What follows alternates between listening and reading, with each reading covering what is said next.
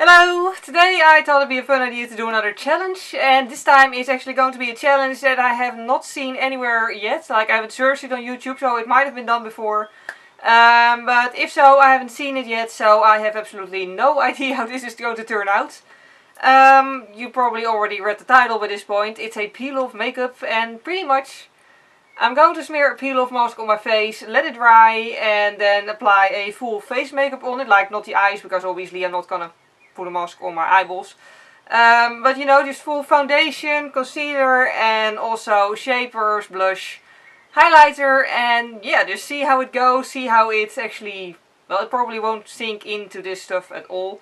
But I really want to know what it looks like, and most of all I want to peel it off in the end, because I think that will be incredibly fun to do. So yeah, let's get started. So I started out with cleaning my face. This is just Garnier micellar water. Mostly on a cotton pad and also a little bit on my floor. That was not on purpose.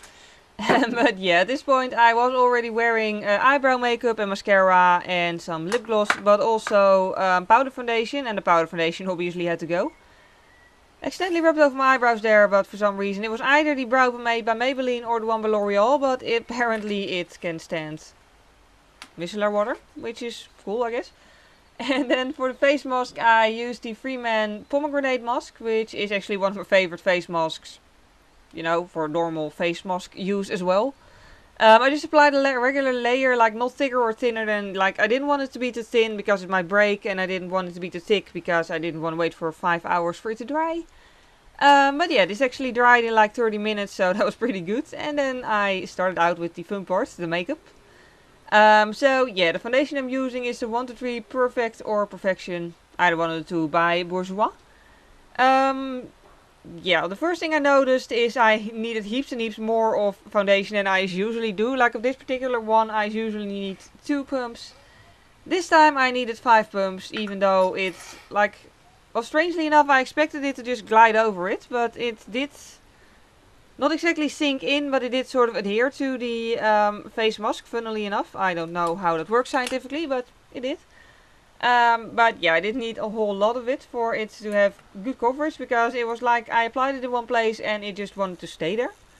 Then for concealer I used one that I bought off eBay ages ago, an Asian one. I don't understand Asian like text, so I have no idea what the name is.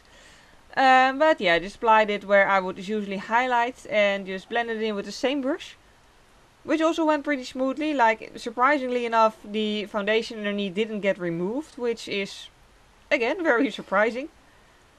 So yeah, so far so good. Then I went on to powder, just like usual, nothing much to say about it.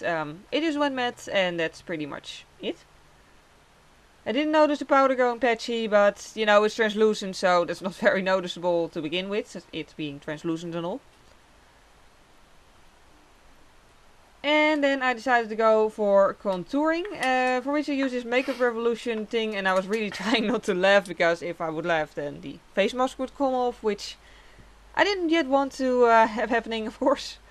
But yeah, I did notice at the shaping that it went incredibly patchy, as you can see. Like, it didn't rub off the foundation, it just went patchy. Like, it's not pretty.